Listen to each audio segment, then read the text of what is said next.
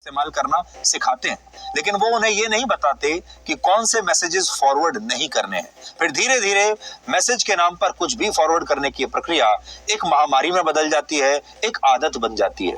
Message भेजने की महामारी कई बार फेक न्यूज फैलाने का माध्यम भी बन जाती है और इसी के जरिए प्रोपेगेंडा वीडियोस भी फैलाए जाते हैं और कई बार नफरत भी।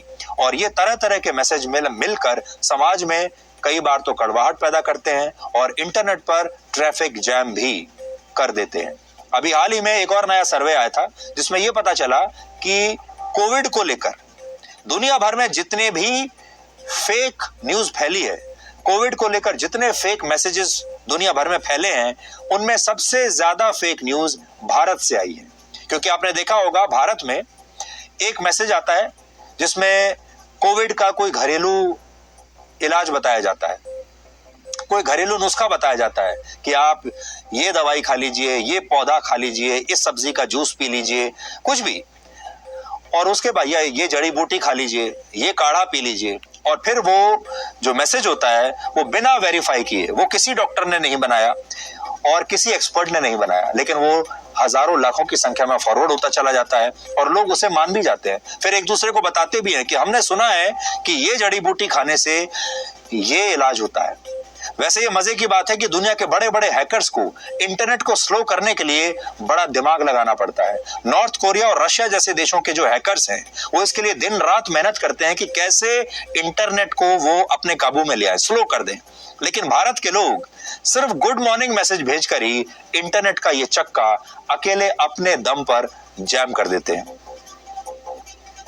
तो ये एक बहुत बड़ी बात है। ये भारत की शक्ति भी दिखाता है कि भारत के लोग अगर अपनी बात कहने पे आ जाएं तो फिर पूरी दुनिया के इंटरनेट को किडनैप कर सकते हैं, हाईजैक कर सकते हैं।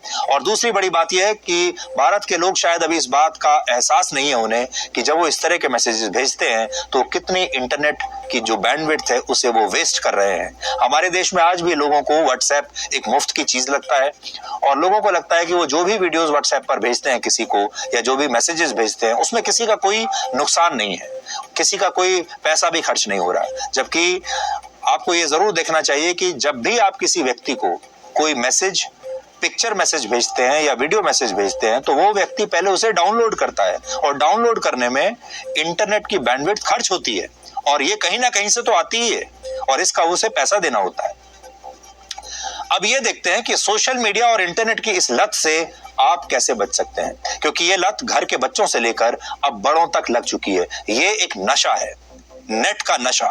घर के जो बड़े बुजुर्ग त्योहारों पर उपवास बड़ी आसानी से रख लेते हैं वो भी डिजिटल उपवास नहीं कर पाते। खाने पीने का उपवास तो कर लिया लेकिन उसके बाद दिन भर फोन पे ही लगे रहते हैं।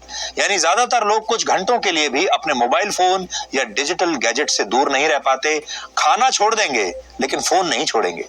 कभी आपने सोचा है कि उपवास के दौरान अपनी जीभ पर काबू रखना तो आसान है, लेकिन आज के जमाने में स्मार्टफोन पर चलने वाली इन उंगलियों पर काबू रखना बहुत मुश्किल है। इसके पीछे क्या है? इसके पीछे है डोपामीन।